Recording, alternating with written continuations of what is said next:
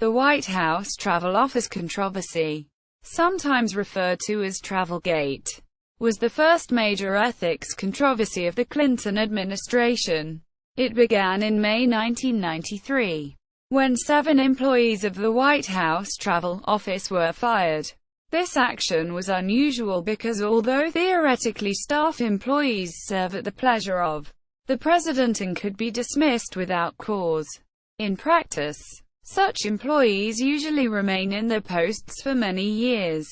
The White House stated the firings were done because financial improprieties in the travel office operation during previous administrations had been revealed by an FBI investigation. Critics contended the firings were done to allow friends of President Bill Clinton and First Lady Hillary Rodham Clinton to take over the travel business and that the involvement of the FBI was unwarranted. Heavy media attention forced the White House to reinstate most of the employees in other jobs and remove the Clinton associates from the travel role. Further investigations by the FBI and the Department of Justice, the White House itself, the General Accounting Office, the House Government Reform and Oversight Committee, and the Whitewater Independent Counsel all took place over the subsequent years.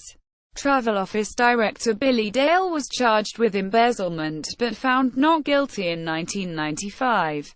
In 1998, independent counsel Kenneth Starr exonerated Bill Clinton of any involvement in the matter. Hillary Clinton gradually came under scrutiny for allegedly having played a central role in the firings and making false statements about her role in it. In 2000, independent counsel Robert Ray issued his final report on Travelgate. He sought no charges against her, saying that while some of Clinton's statements were factually false, there was insufficient evidence that these statements were either knowingly false or that she understood that her statements led to the firings. The White House Travel Office.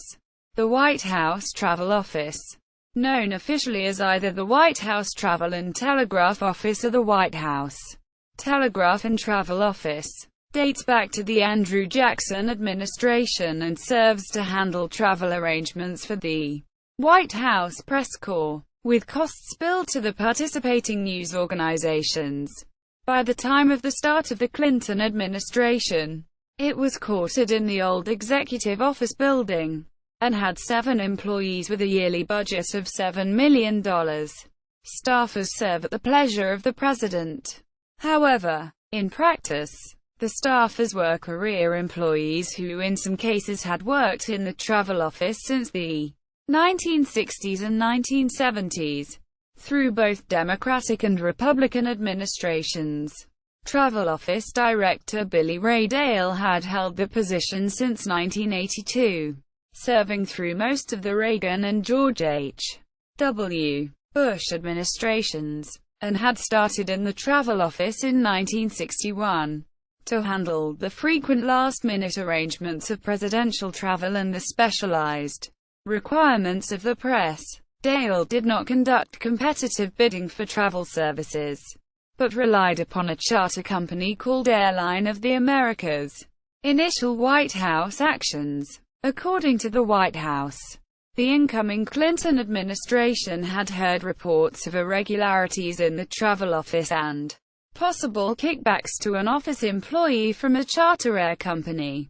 They looked at a review by KPMG Pete Marwick which discovered that Dale kept an off-book ledger, had $18,000 of unaccounted for checks, and kept chaotic office records. White House Chief of Staff Mac McClarty and the White House counsels thus decided to fire the travel office staff and reorganize it. The actual terminations were done on May 19, 1993, by White House Director of Administration David Watkins. There was also a feeling among the White House and its supporters that the travel office had never been investigated by the media due to its close relationship with press corps members and the plush accommodations it afforded them and favors it did for them. Congress would later discover that in October 1988, A whistleblower within the travel office had alleged financial improprieties. The Reagan White House counsel looked into the claim but took no action. Republicans and other critics saw the events differently. They alleged that friends of President Bill Clinton, including his third cousin Catherine Cornelius, had sought the firings in order to get the business for themselves. Dale and his staff had been replaced with Little Rock, Arkansas-based Worldwide Travel, a company with a substantial reputation in the industry but with several ties to the Clintons. In addition, Hollywood producer and inauguration chairman Harry Thomason, a friend of both Clintons, and his business partner, Don L. Martins, were looking to get their air charter company, TRM, the White House business in place of Airline of the Americas. The Clinton campaign had been TRM's sole client during 1992, collecting commissions from booking charter flights for the campaign. Martins wanted the White House to award TRM a $500,000 contract for an aircraft audit, while also seeking travel office charter business as an intermediary which did not own any planes. Attention initially focused on the role of the Federal Bureau of Investigation, FBI, since on May 12, 1993, a week before the firings, Associate White House counsel William Kennedy had requested that the FBI look into possible improprieties in the travel office operation. FBI agents went there and, although initially reluctant, authorized a preliminary investigation. Deputy White House counsel Vince Foster became worried about the firings about to take place and ordered the KPMG Pete Marwick review, asking the FBI to hold off in the meantime. The accounting review started on May 14 and the report was given to the White House on May 17. KPMG was unable to do an actual audit because there were so few records in the travel office that could be audited and because the office did not use the double-entry bookkeeping system that audits are based upon. One KPMG representative later described the office as an ungodly mess in terms of records, with 10 years of material piled up in a closet. When the review came back with its reports of irregularities, Watkins went ahead with determinations on May 19. Investigations. The travel office affair quickly became the first major ethics controversy of the Clinton presidency and an embarrassment for the new administration. Criticism from political opponents and especially the news media became intense. The White House was later described as having been paralyzed for a week. The effect was intensified by cable television news and the advent of the 24-hour news cycle. Within 3 days of the firings, Worldwide Travel voluntarily withdrew from the White House travel operation and were replaced on a temporary basis by American Express Travel Services. Later, after a competitive bid, American Express received the permanent role to book press charters.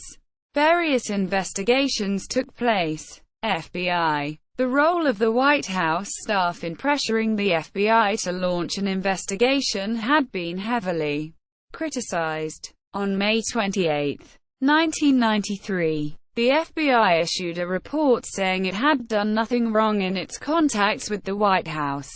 This conclusion was reiterated by a March 1994 report by the Justice Department's Office of Professional Responsibility. Meanwhile, the FBI investigation of the travel office practices themselves continued, soon focusing on Dale. During the summer of 1993, the other staffers of the office were informed that they were no longer a target of investigation. Clinton White House report. On July 2, 1993, the White House issued its own 80-page report on the firings, one that the New York Times termed strikingly self-critical. Co-written by Chief of Staff McClarty, it criticized 5 White House officials, included McClarty himself, Watkins, Kennedy, Cornelius, and another, for dismissing the travel office members improperly. for appearing to pressure the FBI into its involvement, and for allowing friends of the Clintons to become involved in a matter with which they had a business stake. It said that the employees should instead have been placed on administrative leave. However, the White House said no illegal actions had occurred, and no officials would be terminated. This did not satisfy Senate Minority Leader Bob Dole, who called for an independent investigation. As Chief of Staff, McClarty personally apologized to the fired travel office employees, some of whom had all their personal documents and travel photographs related to years of service thrown out during the firing process, and said they would be given other jobs, which 5 of them were. Dale and his assistant director retired. The White House report also contained the initial indications of the First Lady's involvement in the firings, saying that she had taken an interest in the travel office's alleged mismanagement and had been informed 2 days in advance that the firings would take place. There was no indication of involvement from President Clinton himself, although he had earlier taken broad public responsibility for what had happened.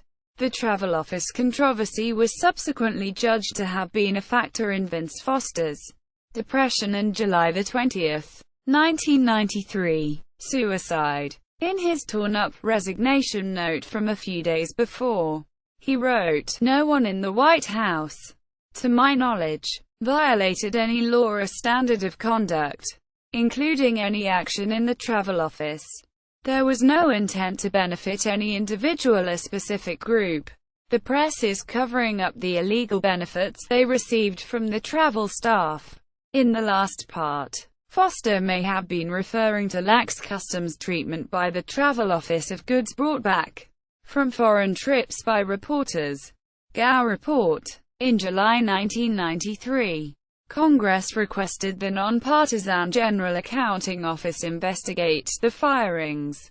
On May 2, 1994, the GAO concluded that the White House did have legal authority to terminate the travel office employees without cause, because they served at the pleasure of the president.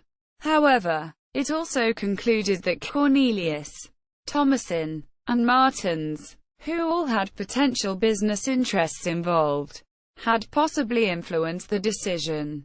Moreover, the GAO report indicated that the First Lady played a larger role than previously thought before the firings, with Watkins saying she had urged that action be taken to get "our people" into the travel office. The First Lady, who had given a written statement to the inquiry, said she did not recall this conversation with the same level of detail as Mr. Watkins. Quote, "Independent counsel investigation begins. Special Prosecutor Robert B. Fisk tangentially investigated travel office events during the first half of 1994, as part of investigating the circumstances surrounding Foster's death. In August 1994, independent counsel Kenneth Starr took over from Fisk in investigating Whitewater, Foster, and indirectly the travel office matter. On July 22, 1995, Hillary Clinton gave a deposition under oath to the independent counsel that touched on travel office questions. She denied having had a role in the firings, but was unable to recall many specifics of conversations with Foster and Watkins. Oversight Committee investigation begins. In late 1994, following the 1994 congressional elections which switched Congress from Democratic to Republican control, the House Government Reform and Oversight Committee, chaired by Pennsylvania Republican William Klinger, launched an investigation into the White House travel office firings. In October 1995, the committee began hearings on the matter. Klinger soon accused the White House of withholding pertinent documents and sought subpoenas to compel witnesses to appear. Private investigations. Not all investigations were by governmental bodies. The magazine The American Spectator, which had a well-established animus towards the first couple, focused on the Travelgate story as one of many Clinton-related matters it thought scandalous, describing it as a story about influence peddling and sleazy deal-making in the Clinton White House. Spectator publisher R. Emmett Tyrrell, Jr. would claim that the magazine's early Travelgate stories provided useful material to the congressional investigations. In general, Clinton administration controversies such as Travelgate allowed opinion magazines and political debate television shows to attract subscribers and viewers. Prosecution and acquittal of Billy Dale. Meanwhile, as a consequence of the FBI investigation, former Travel Office Director Billy Dale was indicted by a federal grand jury on December 7, 1994, on 2 counts of embezzlement and criminal conversion, charged with wrongfully depositing into his own bank account $68,000 in checks from media organizations traveling with the president during the period between 1988 and 1991. He faced up to 20 years in prison if convicted. Dale's attorneys conceded that funds had been commingled, but stated that Dale had not stolen anything but rather used the monies for the substantial tips and off-the-book payments that the job required, especially in foreign countries, and that anything left over was used as a discount against future trips. At the 13-day trial in October and November 1995, prominent journalists such as ABC News' Sam Donaldson and the Los Angeles Times' Jack Nelson testified as character witnesses on Dale's behalf. Much of the trial focused on the details of the movement of Travel Office funds into Dale's personal account, and not on the political overtones of the case. The jury acquitted Dale of both charges on November 16, 1995. Following less than 2 hours of deliberations, a memo surfaces regarding the First Lady. On January 5, 1996, a new development thrust the Travel Office matter again to the forefront. A 2-year-old memo from White House Director of Administration David Watkins surfaced that identified First Lady Hillary Rodham Clinton as the motivating force behind the firings, with the additional involvement of Vince Foster and Harry Thomason. Foster regularly informed me that the First Lady was concerned and desired action. The action desired was the firing of the Travel Office staff. Written in fall 1993. Apparently intended for McClarty, the Watkins memo also said, "We both know that there would be hell to pay if we fail to take swift and decisive action in conformity with the First Lady's wishes." This memo contradicted the First Lady's previous statements in the Gao investigation, that she had played no role in the firings and had not consulted with Thomason beforehand.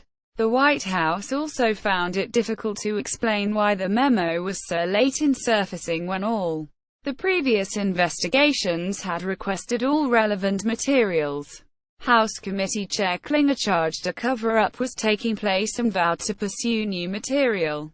These developments, following Hillary Clinton's prior disputed statements about her cattle futures dealings and Whitewater, led to a famous exchange in which high-profile New York Times columnist William Safire, who had endorsed Bill Clinton in the previous election, wrote that many Americans were coming to the sad realization that our First Lady, a woman of undoubted talents who was a role model for many in her generation, is a congenital liar, followed by White House Press Secretary Mike McCurry saying that the president, if he were not the president, would have delivered a more forceful response to that.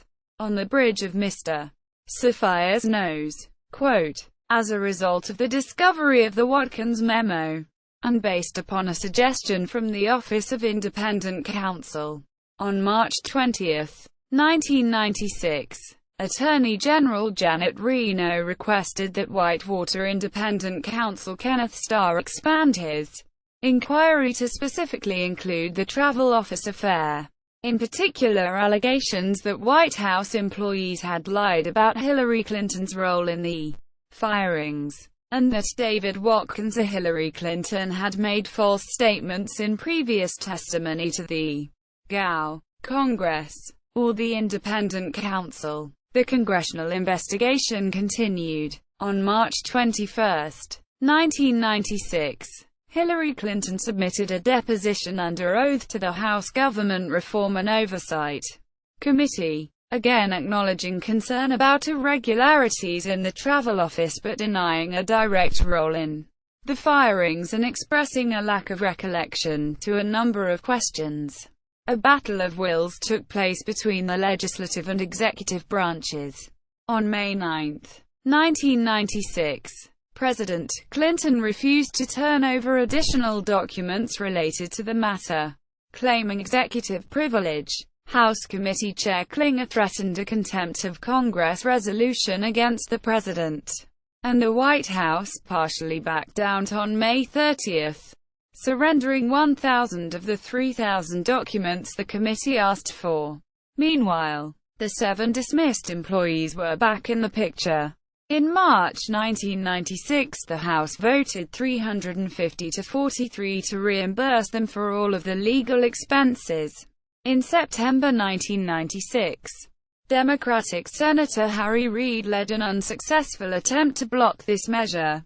In May 1996, the 7 filed a $35 million lawsuit against Harry, Thomason, and Darnell Martins, alleging unlawful interference with their employment and emotional distress.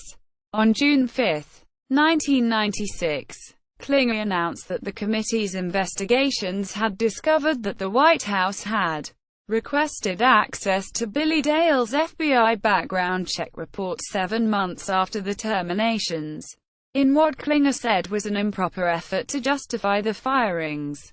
It was rapidly discovered that the White House had additionally gotten improper access to hundreds of other FBI background reports, many on former White House employees in Republican administrations. Thus was born the Travelgate controversy. The Senator Al D'Amato chaired Senate's Special Whitewater Committee, which had begun the previous year, issued its findings in a majority report on June 18, 1996. It did not investigate Travelgate directly, but did say that Hillary Clinton, upon learning of Vince Foster's death, at least realized its connection to the Travelgate scandal, and perhaps to the Whitewater matter, and dispatched her trusted lieutenants to contain any potential embarrassment or political damage. Minority Democratic members of the committee derided these findings as a legislative travesty, a witch hunt, and a political game. Quote, the House Government Reform and Oversight Committee issued its majority report on September 18, 1996, in which it accused the Clinton administration of having obstructed the committee's efforts to investigate the Travelgate scandal. It portrayed Bill Clinton as being heavily involved in the travel office affair, more than any other investigation. The report's chapter titles were lurid. The White House stonewalled all investigations into the White House travel office firings and related matters. The White House initiated a full-scale campaign of misinformation in the aftermath of the travel office firings, and President Clinton led the misinformation campaign from the first days of the Travelgate debacle. Foster's death shattered a White House just recovering from an abysmal first 6 months of administration, and so forth. Democratic members of the committee walked out in protest over the report, with ranking member Henry Waxman calling it an embarrassment to you, Chairman Klinger, this committee and this Congress, and a crassly partisan smear campaign against President Clinton, Mrs. Clinton, and this administration. The following month, Klinger forwarded the report, along with one on Travelgate, to the Independent Counsel, suggesting that the testimony of several witnesses be looked at for possible perjury or obstruction of justice. Democrats said this was politically motivated in an attempt to influence the 1996 presidential election. Independent counsel findings. Almost 2 years passed. Independent counsel Starr continued his investigation. Starr wanted access to notes that Vince Foster's attorney took in a conversation with Foster about the travel office affair shortly before Foster's suicide. But on June 25, 1998, the U.S. Supreme Court ruled 6-3 against Starr in Swidler and Berlin v. United States, stating that attorney-client privilege extends beyond the grave. In September 1998, independent counsel Starr released the famous Starr Report concerning offenses that may have been committed by President Clinton as part of the Lewinsky scandal. It did not mention the travel office matter. On November 19, 1998, Starr testified before the House Judiciary Committee in connection with the impeachment of Bill Clinton over charges related to the Lewinsky scandal. Here, for the first time, Starr exonerated President Clinton of complicity in the travel office affair, saying that while investigations were not complete, the president was not involved in our investigation. Quote, Starr also chose this occasion to clear President Clinton in the Travelgate matter, and to say he had not committed impeachable wrongdoing in the Whitewater matter. Democrats on the committee immediately criticized Starr for withholding all these findings until after the 1998 congressional elections. Starr explicitly did not exonerate Hillary Clinton. However, her case remained unsettled. More time passed. By 2000, she was a candidate for United States Senator from New York, and Starr had been replaced as independent counsel by prosecutor Robert Ray, who once worked for Rudy Giuliani, Clinton's then opponent in the Senate race. Regardless, Ray vowed his investigation would have no untoward effect on the political process. Ray was determined to wrap up the case before the end of Bill Clinton's term.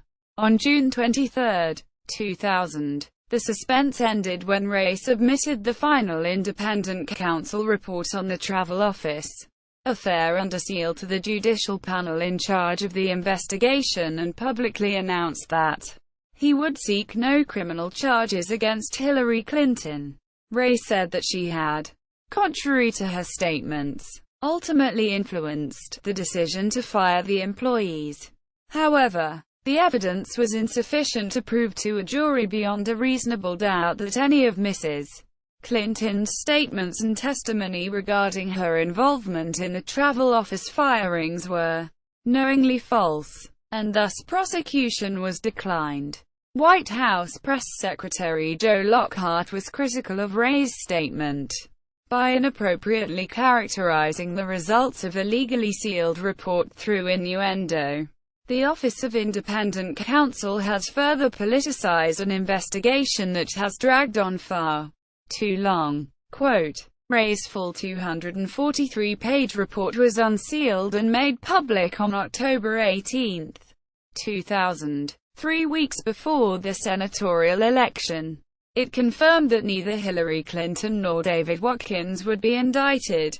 It included some new detail, including a somewhat unsubstantiated claim from a friend of Watkins saying that the First Lady had told Watkins to fire the sons of bitches.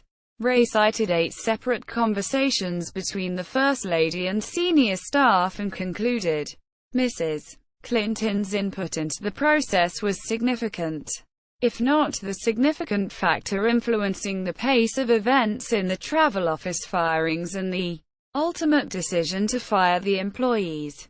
Moreover, Ray determined Hillary Clinton had given factually false testimony when questioned by the GAO, the independent counsel, in Congress about the travel office firings, but reiterated that the evidence was insufficient to prove beyond a reasonable doubt that she knew her statements were false or understood that they may have prompted the firings.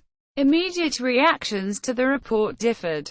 David E. Kendall, Hillary Clinton's lawyer, said that Ray's words were highly unfair and misleading, and that Ray's conclusions were inconsistent, that evidence regarding her innocence had been buried in the document, and that the report confirmed that her fears about financial improprieties in the travel office were warranted. On the other hand, Bill Powers, chair of the New York Republican State Committee, said the report once again makes us question the believability of Clinton. In Congressman Rick Lazio, her Republican opponent in the Senate election, said, "We believe that character counts in public service." New York Times columnist Sapphire updated his description of Hillary Clinton to "habitual prevaricator," saying, "The evidence that she has been lying all along is damning," and comparing her dark side to that of Richard Nixon, in whose White House he had once worked. Regardless, after 7.5 years, Travelgate was finally over. Legacy. In the legal aftermath, Swidler and Berlin v. United States became an important Supreme Court decision. The length, expense, and results of the Travelgate and the other investigations grouped under the Whitewater umbrella turned much of the public against the independent counsel mechanism. As such, the independent counsel law expired in 1999, with critics saying it cost too much with too few results. Even Kenneth Starr favored the law's demise. Opinions would differ over the legacy of the affair. Some agreed with Sapphire, who had said that Hillary Clinton was a vindictive power player who used the FBI to ruin the lives of people standing in the way of juicy patronage.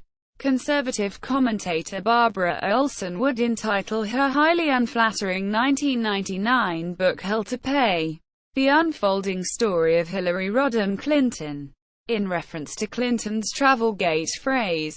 However, these had little effect on Hillary Clinton's career, as she won the 2000 election to the Senate, won re-election in 2006, became a strong contender for the Democratic Party nomination in the 2008 presidential election, then served as U.S. Secretary of State from 2009 to 2013, and then ran for president again in 2016, becoming the nominee. Bill Clinton later described the allegations and investigation as a fraud, while in her 2003 autobiography Hillary Clinton gave short shrift to the matter, never mentioning Billy Dale by name and saying that Travelgate was perhaps worthy of a 2 or 3 week lifespan. Instead, in a partisan political climate, it became the first manifestation of an obsession for investigation that persisted into the next millennium. Many in the Clinton inner circle would always believe that political motivations had been behind the investigation, including an attempt to derail Hillary Clinton's role in the 1993 healthcare reform plan. But Associate White House counsel William Kennedy would also later reflect that some of it was just pure, palpable hatred of the Clintons. It started and it never quit. Quote, White House, Travel Office Operations, GAO Report GAO, GGD 94-132. May 2, 1994. House Report 104-849 Investigation of the White House Travel Office Firings and Related Matters. Filed September 26, 1996. Ray, Robert. The 22nd of June 2000.